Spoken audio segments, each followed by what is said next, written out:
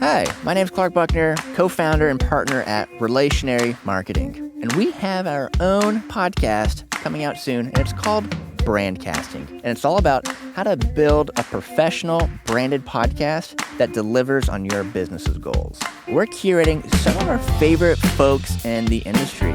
Folks like Jeff Brown. He is the host of the super popular podcast, Read to Lead. And with us, he shared basically how you can use a podcast to expand the reach of your message. Here's a little sneak peek. I would just say that if this is a place you're not currently publishing content, you need to really dig deep and ask, why is that?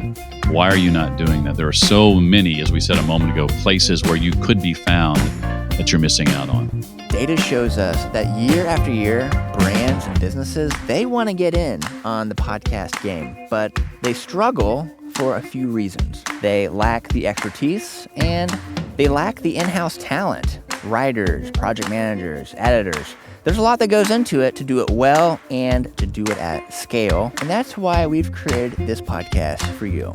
In season 1 of Brandcasting, we're going to be talking about the 5 steps to B2B podcasting. And this includes content design, the prep/invite, the recording, the post-production, and finally, the publishing. Step 1 is what we call the content design. And this is probably the most important because it's how you establish the overall goals of the show. And best practices here will be selecting 1, maybe 2 goals. You gotta be really specific. Content design also helps you think through the episode length. It helps you think through the audience. Content design is all about the foundation of the podcast. And to illustrate this point, we brought in Emily Seiner. She's the news director at WPLN, and she shares some of the things you need to be thinking about when establishing a new show. Let's take a listen. I think this goes back to the idea of what is your show's reason for existing in the world? Like what hole does it fill that doesn't already exist? So rather than just throwing something up because you have an idea, thinking about where it fits into the context of this entire podcasting landscape. Step 2 is the prep/invite. And basically, if you have an interview-based show, who you invite on the show matters. Not only does it tell them why they're going to be on the show, which feels really good to be sought out, it also tells them why they're going to be on the show so they don't accidentally hijack the interview and take it in a totally different direction. And of course, when you make that ask, it gives you and your business a valuable relationship nurturing opportunity. And that's why we named our business Relationary, because of the relationship nurturing. This brings us to step 3, recording. Included in this is not only the equipment and the gear and the workflow you're using, but it also includes your recording environment.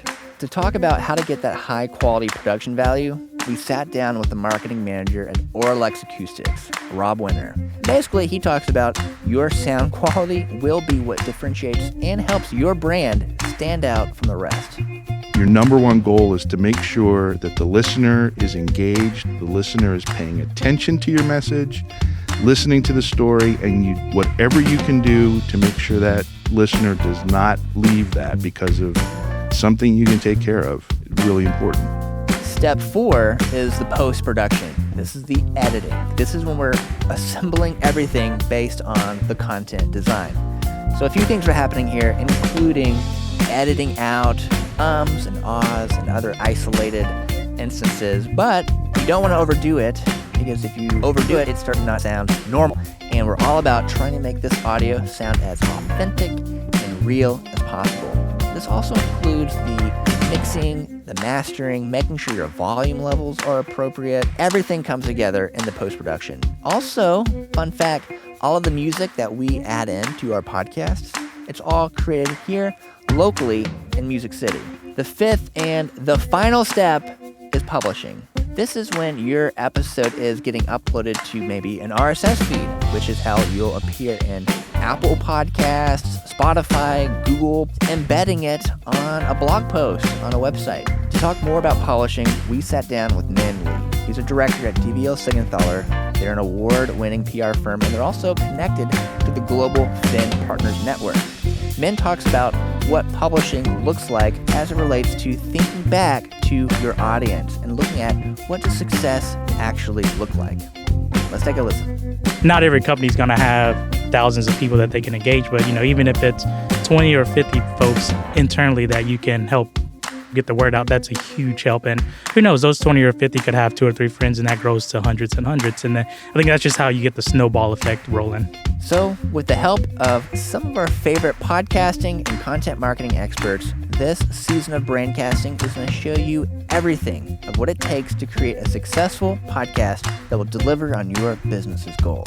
We can't wait to help you build a branded podcast. You can subscribe now to Brandcasting anywhere you find your favorite shows. And to get our free downloadable guide, The 5 Steps to B2B Podcasting, you can go to relationarymarketing.com/podcast.